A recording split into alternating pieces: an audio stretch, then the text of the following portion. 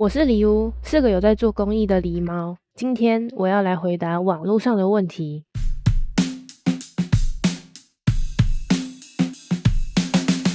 陶和瓷的不同，我们在日常生活中基本上都是陶瓷这样去说，但其实陶和瓷有非常大的不同。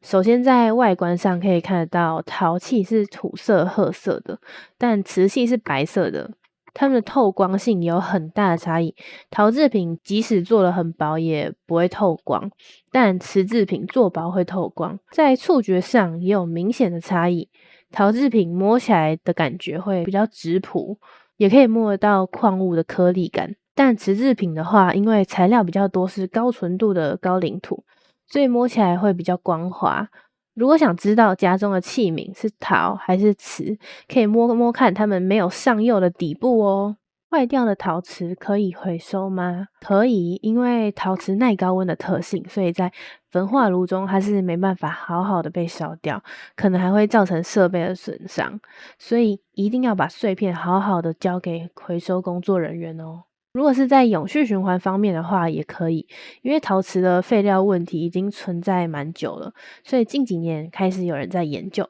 将烧过的废弃陶瓷再利用，经过研磨变成粉末，再重新变成釉药或是3D 列印的材料，真的是非常有趣。如果对永续方面有兴趣的话，国立台湾公益研究发展中心每年都会有台湾绿公益认证的活动，还可以看看这些公益创作者如何让这些材料获得新生命哦。陶艺家一开始就要砸钱买拉坯机跟电窑吗？电窑看起来不便宜，要来去莺歌看看吗？IG 上追的好多陶艺家都是自己在工作室烧窑，比较少请人代烧吗？拉坯机的话，因为价格不高，二手也通常不会有什么大问题，所以可以比较放心购买。但电窑价格真的不便宜，多数创作者适合的尺寸通常价格要10万到20万之间。要买的话，也建议跟一些莺歌的老品牌窑业定做，未来要维修会比较方便。可能因为社群看到的创作者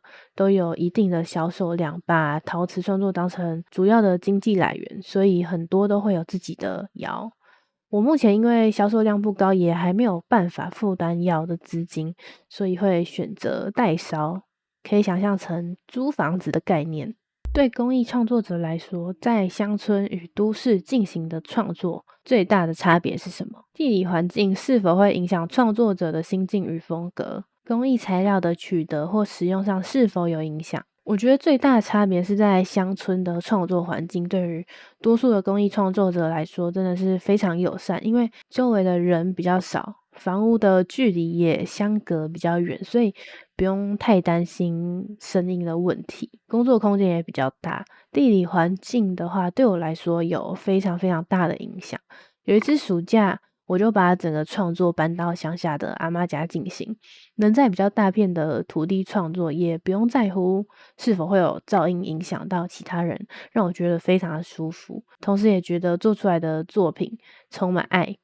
可能我不太喜欢都市太大资讯量干扰，在取得材料方面，因为台湾的自然材料实在是太丰富了，所以蛮推荐大家可以找到材料的产地去做创作，不但价格便宜，还可以减少碳足迹，更环保哦。公益中心或相关的组织机构所举办的驻点工作室申请、公益办桌、公益奖项等等活动，对创作者而言是鼓励还是压力？谢谢这些单位举办这么多活动，我觉得这个问题对于不同个性的人会得到不同的回答，但对我来说，我觉得是非常棒的，因为有机会认识到更多的创作者，也让更多人可以看到自己的品牌，而且还有实际的奖项或是活动经历都能累积一定的名气或者是经验，甚至是奖金，对于创作的未来非常有帮助。想问一下，有没有苦于本钱而尚未实现的周边类点子？有诶，因为有想要到外县市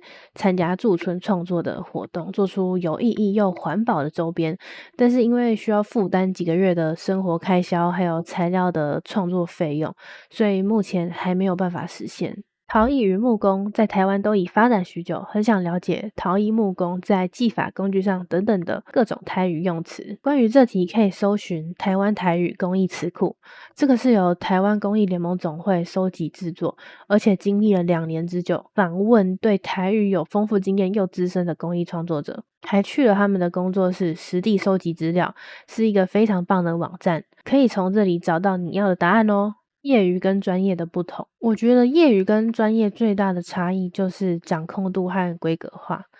业余的人在做创作上很容易因为技术不成熟，没办法让作品商品达到一样的品质。专业的创作者对于材料和操作上的掌控度都是可以让作品结果是能被预期的，知道为什么会成功的做出作品，知道这个作品的 Y 是设计语言，不是失误，而且知道各种差异是因为改变了哪个变因。所以我觉得专业的工艺基本上就是科学的艺术，都是经过实验和计算结合美感的创作。希望今天有回答到大家的问题，大家有空可以来我的频道，我是李乌，平常都在做一些工艺美术相关的内容，还有奇怪的影片。